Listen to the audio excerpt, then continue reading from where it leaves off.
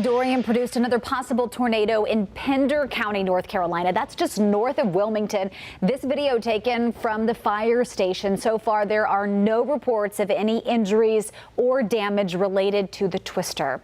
For many parts of North Carolina, the worst still to come. NBC Charlotte's Savannah Levins is live in Wilmington, where the hurricane could make landfall later this evening. Savannah, what's the latest?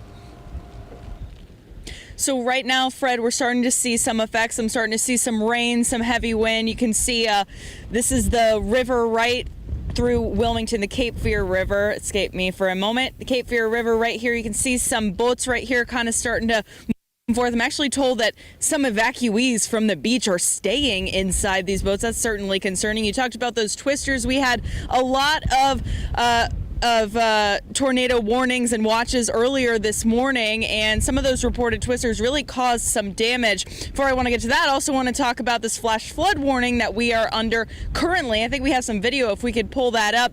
Lots of roads flooded out. I actually saw some people going through that water, which of course you definitely don't want to see. A few cars getting stalled and stuck.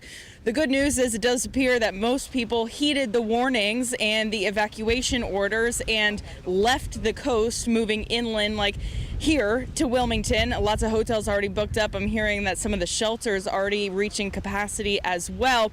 And as for the damage that those reported twisters caused, I think we have some video of that too, if we could pull that up. So what you're looking at right now is a neighborhood that was just, destroyed by one of those reported twisters. Of course, this is just not what you guys want, damage like that and flooded out roads already before we even start to see the major impacts from Dorian. So a lot of people just kind of anxious about all this. I also want to mention, that mandatory evacuation that was put in place by Governor Roy Cooper earlier.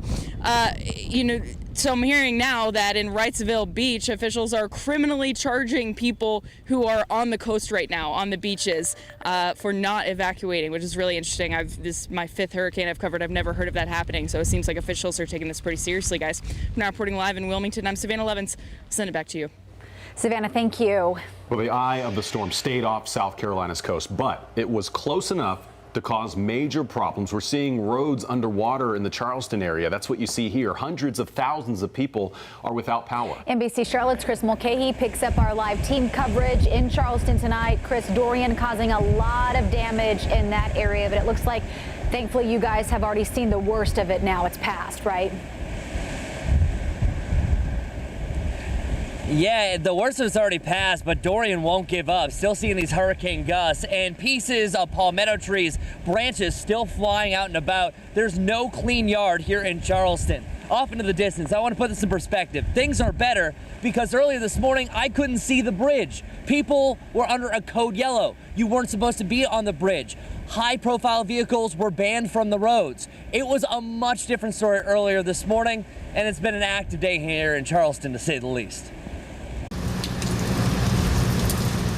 For 12 straight hours, tropical storm force winds battered Charleston, along with nonstop rain. Close to 100 streets were flooded across Charleston at one point this morning, and now they are littered with downed trees, branches, and debris.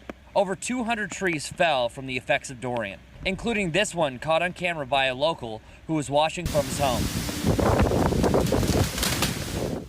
Well, this just happened within the last hour here, about 2 o'clock this afternoon. The tree was kind of weakening, the sidewalk was buckling, and a good gust of wind came along and took it out. Charleston luckily avoided any significant storm surge, but Dorian still left his mark on South Carolina.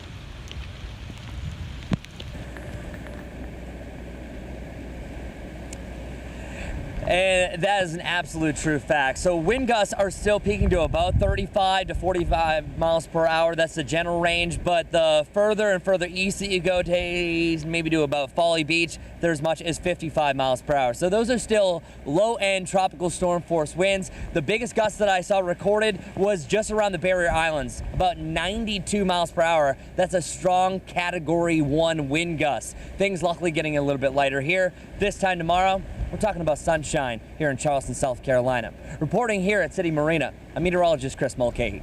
Please, in the meantime, be careful out there, Chris. Thank you.